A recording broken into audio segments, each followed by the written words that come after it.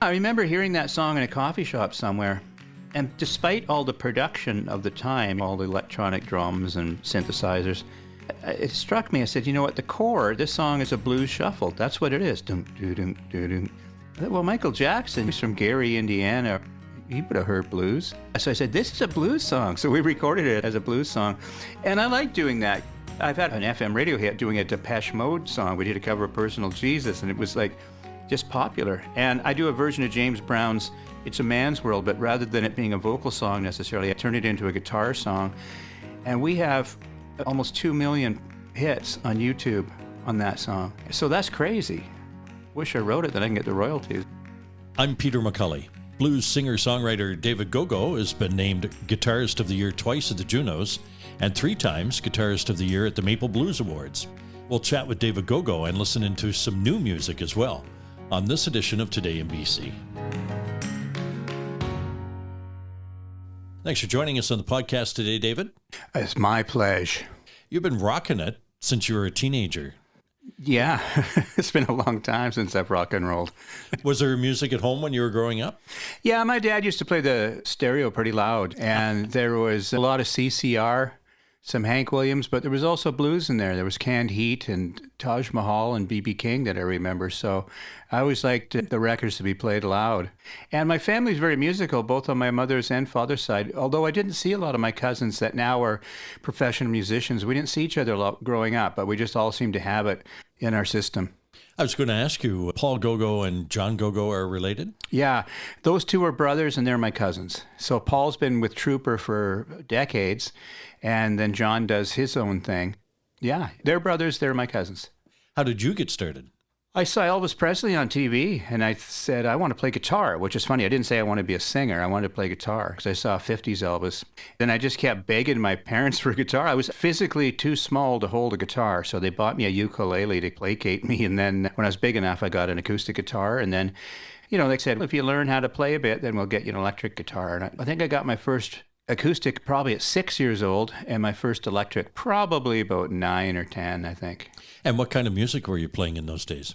I was into a lot of the 60s bands. I loved the Beatles, and then I got into the Kinks and the Stones and the Who, Jimi Hendrix. But then as I started advancing on guitar, then you start listening to Jimi Hendrix and Cream, and then I started looking at the back of these album covers, like, what is this music? So I started seeing names like Muddy Waters and Howlin' Wolf. So then I started digging deeper and discovering the real blues guys. So in your teens, you formed a band called the Persuaders, which did pretty well. You opened for some pretty big names, Johnny Winter, Buddy Guy, Albert Collins, and you even got to go to Europe to open for the Fabulous Thunderbirds, one of my favorite blues groups when I was growing up. That was kind of later, just out of high school. Like when I was a teenager, I was in several bands, and first of all, just with some chums. Everyone always seemed to be older than me back then. Now they're not. I was always the kid. So we played dances, and then I started playing in bars in Nanaimo and just learning how to do it. And then after high school was the Persuaders. So yeah, we had a lot of good opportunities because we started to build up a following in Nanaimo. And then my dad would say, you guys are doing well in Nanaimo. Why don't you try playing Victoria? Oh, it seems so intimidating. But then we went down to Victoria and did really well. And then it was like, maybe we should try Vancouver. And oh, God, Vancouver. Yeah, we had the opportunity to play places like Harpo's, which was a great nightclub in Victoria. And that's when we started playing with Albert Collins and Coco Taylor and Buddy Guy. And then over to Vancouver to the Town Pump and eventually the Commodore. So we opened for a lot of big name acts. And then we got to go over to Europe for the first time with the Thunderbirds and a couple of our own shows. And I don't even know now at this point in my life, I'm 54 now, we were like 20 then. I can't even count the times I've been to Europe. Mostly on my own, but sometimes touring, opening, like we did in the last 10 years or so. Did tours with Robin Trower and Wishbone Ash and played some big festivals. And it's been good. What countries in Europe would you be playing in? Holland's been the strongest, but I've played in Holland, Belgium, Austria, Poland, all through Scandinavia, a little bit of the UK, all over the place. Yeah, it's been nice. And they like their blues, I guess. Yeah. The Dutch have been particularly supportive. That's where I first broke through. I did one album with Capitol Records. They ended up being called EMI Music Canada by the time I put my record up. We only did one album together. We just didn't see eye to eye. So I decided just to do an independent live album that I recorded in Nanaimo and had it licensed with a record company out of France. It really picked up, especially in Holland. There was a real buzz, so that's what got me over there. We've chatted with a number of musicians on this podcast, many given encouragement earlier in their career to keep at it by someone that they admired. And in your case, that was Stevie Ray Vaughan. I was very fortunate. I met Stevie, I can't remember if I was 14 or 15, but I was already into it and got hip to him. The biggest things he taught me was to be your own person. Because when I first showed up, I was all dressed up like him, had a hat like him and everything else. So I probably hung out with him half a dozen times. The last time I saw him was very shortly before his untimely death. And I got my own thing going finally, you know. And I think I just signed my first record deal and I just come off the road with Albert Collins. And so it was cool. It was nice to get that validation. But he was right. And Albert Collins said the same thing. Don't just mimic someone else. Do your own thing. But they were very encouraging. And I kind of went out of my way, especially back then, I still do now, to meet the musicians that I admire. There's something about just hanging with them. Even about 7 or 8 years ago, Ray Davies from the Kinks was playing in Vancouver. And I remember walking down Granville Street and I looked at my watch and I thought, I bet you it's right about sound check time. So I just went in the back alley. He was playing at the Folk Theatre. And he just happened to be walking into the venue. It wasn't much. It was just a quick, hey, how you doing, and blah, blah, blah. But that was enough just to keep me going. But the other times, I spent a lot of time with Stevie Ray Vaughan. I've spent a lot of time with Albert Collins. I spent a lot of time with Kim Simmons from Savoy Brown. It's just nice to have the hang and the encouragement. How old were you when you recorded that first album? I think I was 22 when we recorded it. I think it came out in 93, so it would have been 24. So I did that down in Seattle with a guy named Rick Parasha. Rick was fantastic. He unfortunately has passed now, and he was still a young man. But he did. See, there was a thing with the first record company was grunge was a big thing. So they wanted me to be this grunge guy, which was silly because then I watched Johnny Lang and Kenny Wayne Shepherd and all these guys who were the same age as me do these great blues records.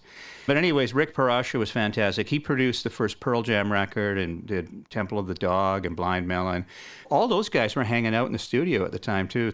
It was an interesting mix because we all had mutual respect for each other. And in fact, the Pearl Jam guys, especially Mike McCready, he was a huge Stevie Ray Vaughan fan.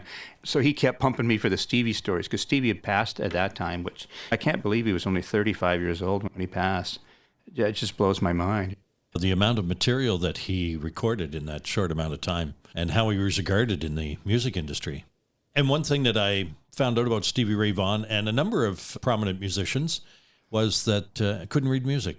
Yeah, I don't think so. I barely can. I took some formal lessons when I was a kid. I tried to look at a piece of music the other day and it's like, yeah, forget it. Well, that's always the old joke is how do you get an electric guitar player to turn his volume down? Put a chart in front of him. And it's pretty much true because a lot of guitar players just don't read. I'd be hard-pressed to do that. You've released 16 albums so far in your career. The last one entitled Silver Cup, that was released during the pandemic, yes? The pandemic was, holy noodles. My buddy Steve Mariner, who ended up producing Silver Cup and playing on it, him and I were going to do a record together, just have it a Mariner Gogo album. And he had booked this amazing tour. I think it was like 28 shows in 32 days in Western Canada. I was all excited. I thought, God, I'm going to have to start jazzercising or something to get in shape for this. And then the pandemic hit and just completely pulled the rug out from underneath us. And it was devastating in a way. But after a while, I realized we got to stay positive and we got to stay creative. I'm just going to try to write songs. Like I'm going to write songs a couple a week. I'm going to get up every day and work on songs, whether they're for me or maybe someone else. I don't know. But when there was a bit of a lull in the pandemic, the kind of the limited capacity thing, he came out from Ontario and we just recorded the album at my house. So it's essentially an acoustic album. I think all the instruments we play, I mean, there's some drums in that, but it's all acoustic. But it's funny because Mariner, the thing he was doing during the pandemic was learning how to engineer and record. Our mutual friend Jimmy Boskill is a good buddy of his, and Jimmy had opened a studio in Cobourg, Ontario. So Mariner started learning microphone placement and all that kind of stuff. But he set up in my music room at my house, and I like to joke. I said, Mariner played harmonica, bit of guitar, some bass, drums, piano, engineered, recorded. I said, and I made sandwiches. But I had a good bunch of songs ready, and then him and I sat down and wrote 2 more, I think, while he was out there, and that was the plan. He's hopefully coming out to the West Coast. I'm going to try to write some more. And then I want to record my next album out in Cobourg with him and Jimmy Boskill. And it'll be more of a band album. We've already cut 1 single. I had the chorus and the idea of a song. And then we literally sat around the kitchen table with guitars and finished it and then recorded it. I think Mariner played drums and Jimmy played bass and a bit of guitar. So we're going to be releasing that as a single to kind of ride us through till the next album. The album was Silver Cup, and there's a great story behind the name of the album. Yeah, it's funny how inspiration can happen, and this might not have happened. That whole album might not have happened if it wasn't for the pandemic. My grandmother passed away at the age of 95 during the pandemic. One of the things I was bequeathed was this antique silver cup that belonged to my great uncle. So it was actually my mother's father's side of the family. My grandma had it. And I have a real interest in history, especially local history and family history. So they figured I was the best person to get it. It belonged to a guy named James Mackay. So like spelt McKay, but the Scottish Mackay. And just physically holding this old cup, I was like, wow, this is really heavy. Not heavy physically, but just heavy, the vibes. And I took a picture of it and I sent it to a friend of mine, Eric Johnson, that I write songs with sometimes. And he just saw it. And he said, oh yeah, we got to write about that. So I started studying. I went on the internet and studied James Mackay. And then I even found a book written about him, short book. But he was a Métis builder in Western Canada. So he was Scottish, French, and Cree. And he could speak English, French, and several indigenous languages. And he started off as a guide, ended up working for the Hudson Bay Company for a while, and then eventually got into politics. So he helped broker the treaties that formed the province of Manitoba because he was trusted by both sides. The song is one of those songs, I wouldn't say it wrote itself because I don't like to do that kind of stuff where I say it wrote itself. But the material was there. But I probably wouldn't have done that song if it wasn't for the pandemic. I had time to sit at home and study it. So on that album, you had an opportunity to cover a song that you co-wrote. I co-wrote a song with a friend of mine named Tom Hambridge, and we actually wrote it for Johnny Winter because I was touring with Johnny Winter at the time, and I was in Nashville, and Tom said to me, hey, let's write a song for Johnny Winter because I'm going to be producing his next album. He just asked, what's Johnny like? So we came up with this song. For whatever reason, Johnny Winter didn't record it. And then about 4 or 5 years went by, and then I got an email from Tom, said, hey, check it out. I'm producing the new Buddy Guy album, and they were looking for material, so I played on that song, and we just recorded it, and I think it's going to make the record. So the song's called Never Gonna Change, and it's on an album called Rhythm and Blues, and yeah, it's one of my most proud moments in my career. I ran out to the record store as soon as it was released and grabbed a copy, and just to see your name there on a Buddy Guy record, man, he's one of my all-time musical heroes. So that was a real thrill. And then I did record that song for Silver Cup because I was looking for material and I thought maybe I'll do a cover song, and I thought maybe I'll cover that song that I co-wrote that Buddy Guy did. But his version is very much electric and recorded with a band in Mariner, and I'm actually playing a 12-string acoustic guitar, and I think he might be hitting a bit of snare drum with brushes, but it's an acoustic version. So it's cool when you can do the same song in different ways. I wanted to ask you, David, about the bottle slides. I've seen you use them in your music, and I love the sound. Where does the style come from?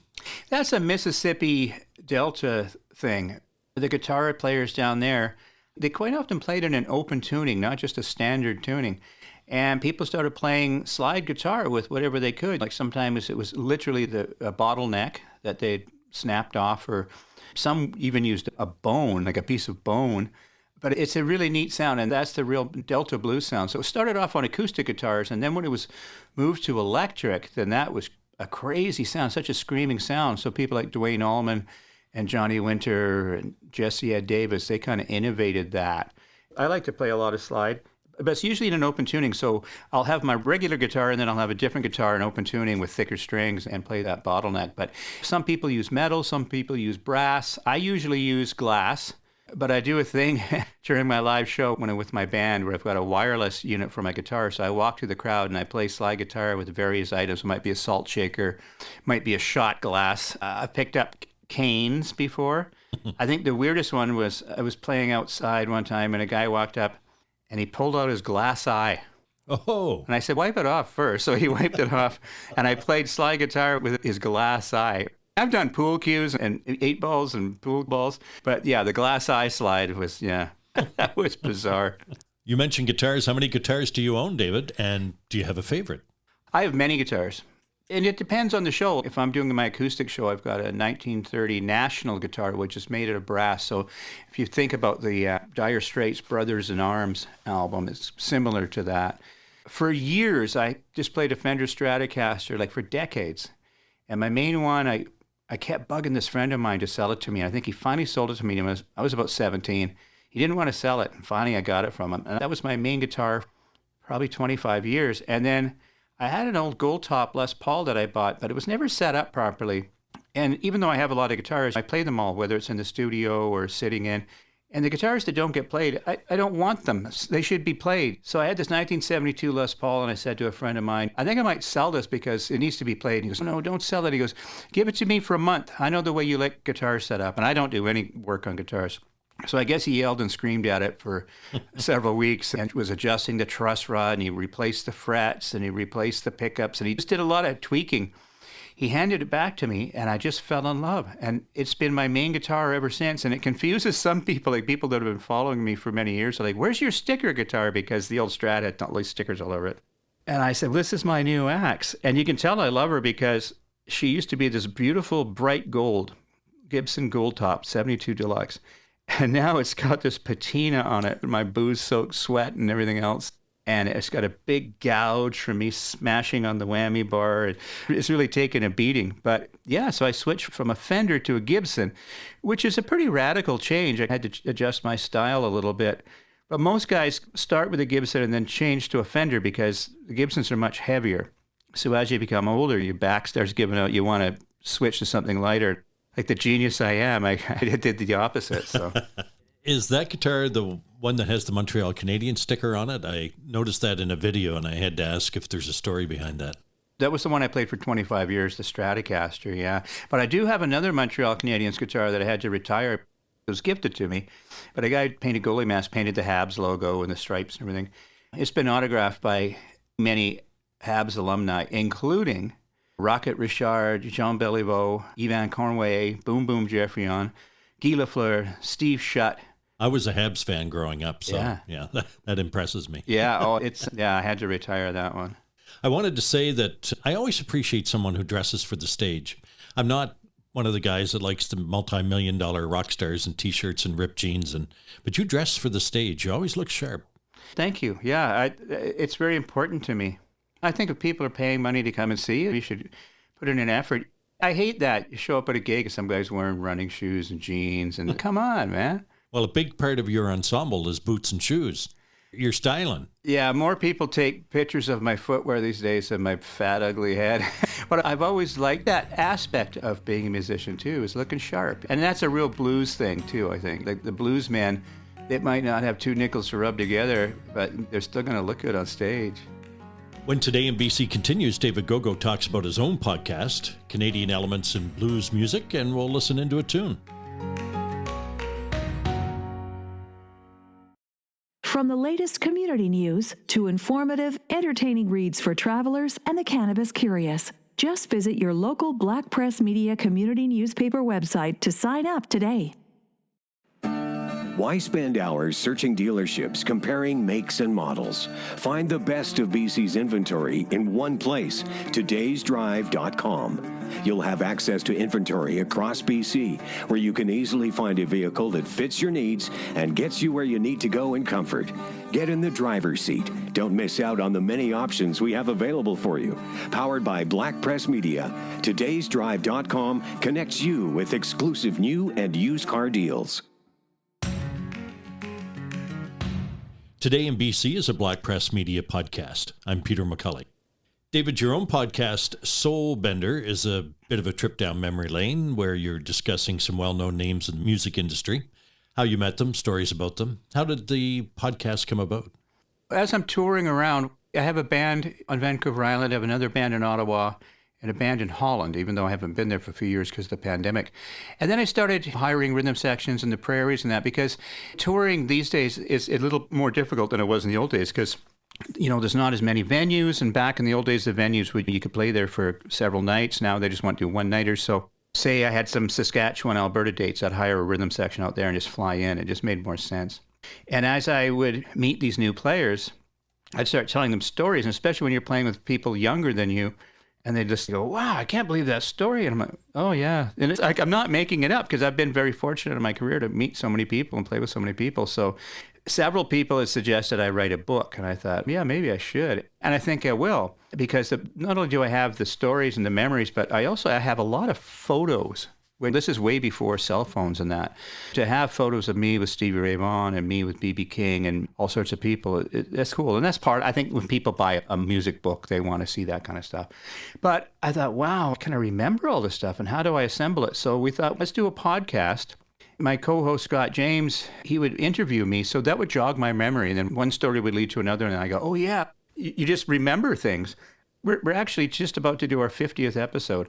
So that's a lot of episodes. The first 25 or so, I think, were just me with my recollections of my career. And then I started interviewing people. And that's fun, too. Like I had Holger Peterson, who did the CBC Saturday Night Blues for 40 years, whatever it was. And even some hockey players, like my buddy Gene Carr that played for the LA Kings in the 70s. He was buddies with Glenn Frey from the Eagles. In fact, the song New Kid in Town is written about Gino. He's got all these great stories. So that's the other thing is I'm trying to recognize people in my industry, even though Gino's not, and capture their stories as well. I think that's important because a lot of the blues guys I've talked to, no one's getting any younger. So I want to get those stories down. And it's a lot of fun. And there's some really funny stuff. And with the podcast, too, you can have a bit of potty mouth. It's not like a radio show or something like that. It's been a lot of fun. Maybe we could talk about a few of the people that you share your memories about. Sure. Johnny Winter? Yeah, I first played for Johnny, I think it was 1989. We're open for him with our band. I played shows with Johnny in the 80s, the 90s, the noughts, and the teens, and it ended up getting to know him pretty well. The last tour I did with him, I think it was 13 shows in Western Canada. I was opening solo, but I was also just hanging out because I got to know the band really well and the management really well. And Johnny and I just got along. You know, I wish I had my podcast back then. Sometimes he could be a man of very few words, but with him and I, once, he kind of let his guard down. Man, I talked to him about what was it like to produce albums for Muddy Waters and what made you choose the musicians, and then talking about him playing at Woodstock, talk about him being friends with Jimi Hendrix. So it was really cool, and I miss that guy, yeah. George Thorogood. George, I haven't seen George for a long time, but we did some tours with him, and there's some funny stories there. I didn't get to know him necessarily really well, but he was very cool and very accommodating, and I learned a lot because every show we played was sold out because of George Thorogood. So I'd go down every night and just watch what he did, and he eventually gave me some good advice, and he's a character. Last thing I remember about George Thorogood, hearing a few years back, he was trying to set the record for playing 50 gigs in 50 states. He could do it. Yes, he's bad to the bone, that guy. Yeah. Robert Plant. I don't really know Robert Plant. I met Robert Plant, but I don't really know him. We haven't really played with him. When I did meet him, he was a very funny guy, a tall guy as well. There's been some funny things where there's different people that have talked to Robert, and we're kind of aware of each other, but I never did tour with him, no. I'm loving the partnership he has with Alison Krauss. It's so good. That's the cool thing about Robert Plant these days especially is he doesn't want to go and rehash what he did before. He did it and it was highly successful and things change. He's just a music fan. Like I follow him on social media and his big thing now, like I went down to Clarksdale, Mississippi about 10 years ago to go through the blues trail and just get some inspiration to write an album. All these different places I went to, people could say, we're not supposed to talk about it, but you're staying in the same room that Robert Plant always stays in. Like he goes down to these places just to sit in the back corner and observe and listen. But he'll get up. If they ask him to get up, he'll get up. But yeah, him and Alison Krauss, it's really cool. B.B. King? So I got to open up for B.B. King 3 different times in my career and actually got to play on stage with him in Montreux, Switzerland, but that was like 92 or something. So I was a young guy and I was intimidated, but he was the nicest guy in the entire world. Very humble, very accommodating. To get some punk kid up to play with him that he'd never even heard of. He just did it. It was great. But the last time I saw him, I like to tell this story on stage. It was less than a year before he passed away. He was 89 years old, still touring, playing in Nanaimo. When he went to leave the venue, they took him out in a wheelchair, and I realized it's probably the last time I'd get to see him. So I walked up, and we'd hung out earlier in the day, and he met my son, and I said, thank you so much, and shook his hand, and he asked for one of my CDs. I said, oh, okay, just give me a second. So I ran to my dressing room, and I grabbed his CD, and I brought it out, and he looks at me, and he goes, you got to sign it for me, dude. So I'll never forget, I actually signed it to B.B. King, good luck with your music, David Gogo. You mentioned the Blues Trail. What's that all about? I started in Memphis and then went through North Mississippi, a little bit of Arkansas, a little bit of Alabama. Some of the blues societies down there set up these historical markers, like these blue plaques telling you this is where Robert Johnson played, this is where Howlin' Wolf was born, all these different things. I'm glad I did it when I did because a lot of the people that we saw then aren't around anymore because they were old then. So started in Memphis, which that was cool in itself because I got to go to Sun Studios, which they've set up the tour thing, but I also got to go to this amazing recording studio that's still functioning where Al Green did all this stuff. And there was the original mic that Al Green sang Take Me to the River on, all that kind of stuff. You know, Memphis is a great town. Into Mississippi, there were still buildings there that Robert Johnson actually played at. They were still intact. A lot of them were shut down, so maybe they've been raised by then, I don't know. And there was this great DJ, a guy named Sunshine Sonny Payne, and he did this thing called the King Biscuit Flower Hour for over 60 years. 5 days a week, he'd go down and do a 2-hour blues show. And I actually got to appear on the show, and he interviewed me, and just by fluke, my wife at the time set it up. And legendary guy. It was just so fantastic to be able to do that. And going to places like Rosedale, like Robert Johnson would sing, going down to Rosedale, take my rider by my side. I did that. And there was 3 different places where they figured Robert Johnson could have been buried. It was just outside of Greenwood. Friars Point was the town I was thinking of. There's a little church and there's a marker, and it just felt like that was the place. Robert Johnson mentions Friars Point, which, by the way, strangely enough, is also the birthplace of Conway Twitty. His dad used to operate the ferry that went across the Mississippi. But just to be down there and breathe the air and eat the food and just go to these buildings that Robert Johnson used to rock at was very cool, very inspiring. And we ended up going up to the Natchez Trail, up to Tupelo, went to the hardware store where Elvis got his first guitar. And they've actually just got an X on the floor in gaff tape in front of the counter. And that's where Elvis stood when they handed a guitar over the counter, his first guitar.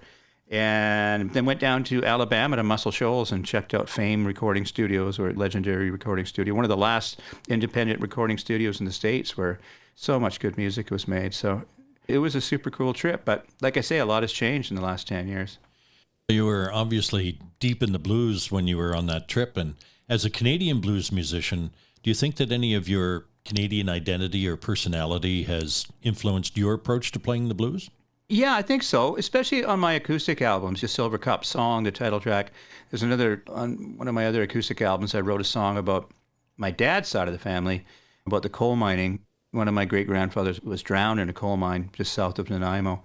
So there's that part of it. And I try to keep that in mind, rather than just trying to write about places that I don't really know, is write about the things I do know. And there's a lot of great Canadian blues, and ever since I started going on the road, guys like Big Dave McLean, They live it, they breathe it. And when I first went on the road and we go to a place like Bud's on Broadway in Saskatoon, it was an interesting mix of people because they'd get some of the Chicago blues bands up, but we'd all jam together. And people like John Hammond would come up. And that's the thing about blues music, is that there's not a whole lot of egos going on. We all just do the same thing. And if we can help each other out, we help each other out. You're a singer-songwriter. What's your process?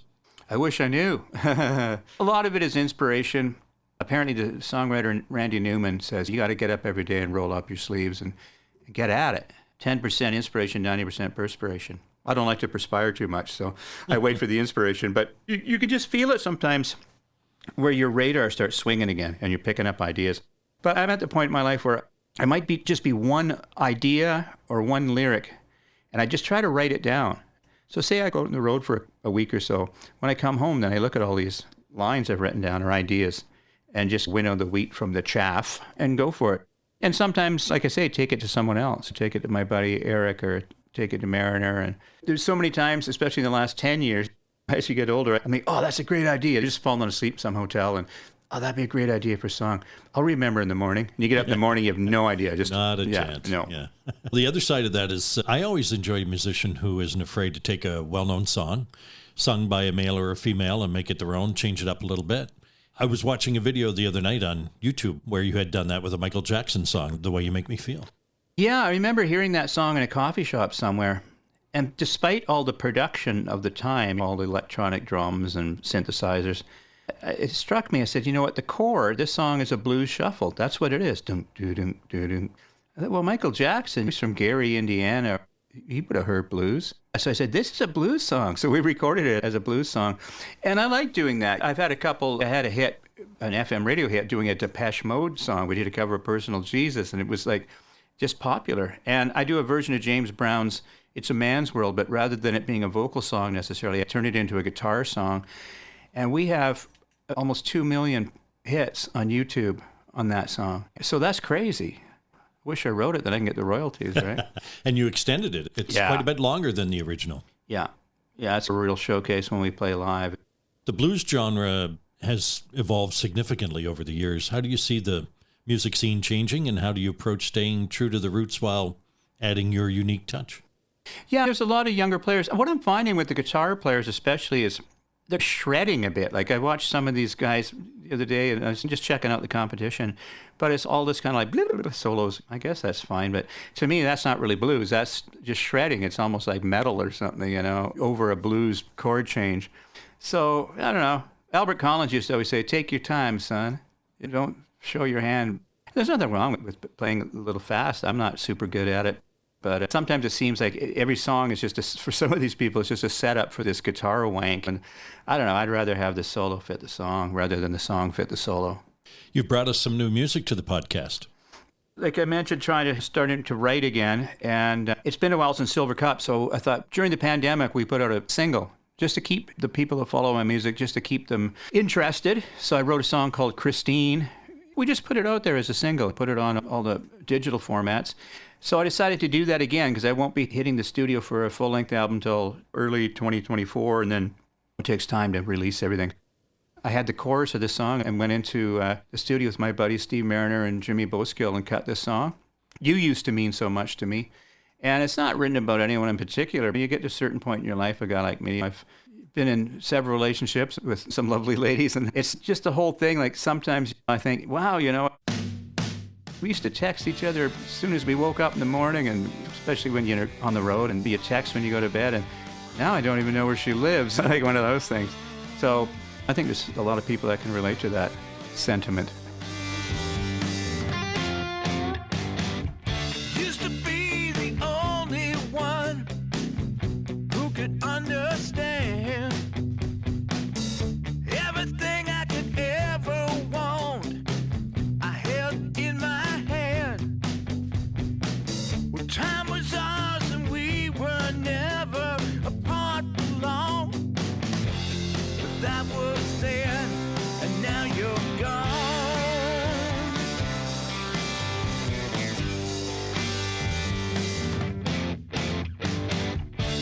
On lonely nights, I think about me and you. And I wonder wherever you are, if you're lonely too. And all the things that we used to do live on in my mind. And all the things we left behind, it used to mean so much to me. It was so plain to see. Now you're a mystery. You used to mean so much to me. If I could turn back time, you could only see. You used to mean so much to me.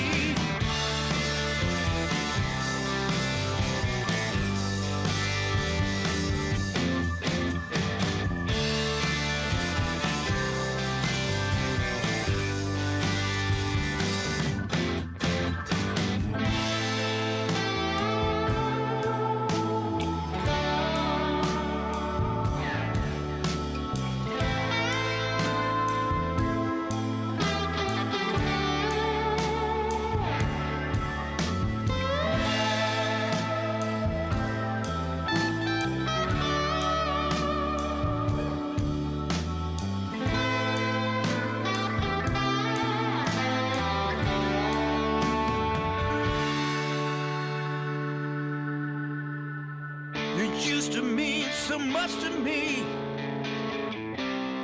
It was so plain to see.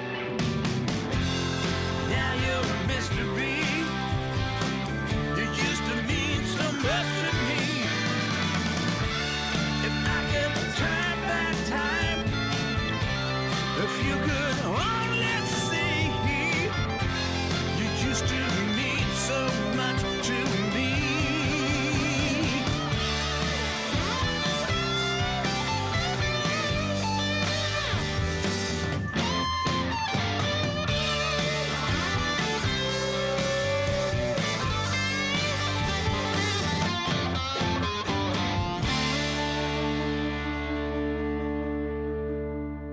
That's David Gogo. You used to mean so much to me. David, you traveled one end of BC to the other. Do you have a favorite diner, drive-in, or dive? Oh, man. Well, all over Canada, you know. But a lot of them are closing. It's one of these things about being on the road forever is things change. I mean, there used to be the best clubhouse sandwich in the whole world was a place called the Wagon Wheel in Winnipeg. It was on Hargreave, just off of Portage. It was just the best. It's gone now because both the owners passed away and then the staff took it over for a couple of years, which was great, but they didn't own the building. So I think it's a parking lot now or something. And there's just funky little shops too. There was a funny place called the West Headley Mall, just west of Headley, BC. And I used to stop in there and see this old guy, Joe, and he's just passed away. So it was like, oh man, this is a drag. Like a lot of my favorite places are disappearing, unfortunately. When I first went on the road, that was our big thing. It was like, what's the best place that we can eat at and get the most food for cheap? I don't eat as much as I used to, but back then that was our big thing, was to find the joint. Yeah, Saskatoon had the Broadway Cafe. That was always good because they had a huge breakfast. Oh man, there's so many good places. Oh, and this isn't a dive, but if I'm in Vancouver and I have time, there's a place called Lombardo's, which has the best Italian food. I started going there, well, over 30 years ago and got to know Patty, the owner. I met her daughters when they were little girls. Now they're working there, some of them, and it's been so consistent. I think that's the big thing with a restaurant like that is to stay consistent so you know what you're getting decade after decade. There's so many places, but like I say, a lot of them are fading away. David Gogo, blues guitarist and singer-songwriter, has been our guest on this edition of Today in BC. If you have suggestions or comments, send a voice message to podcast@blackpress.ca. You may be part of our podcast mailbag segment. You'll find Today in BC podcasts on iTunes, Spotify, Amazon, iHeart, and Google Podcasts.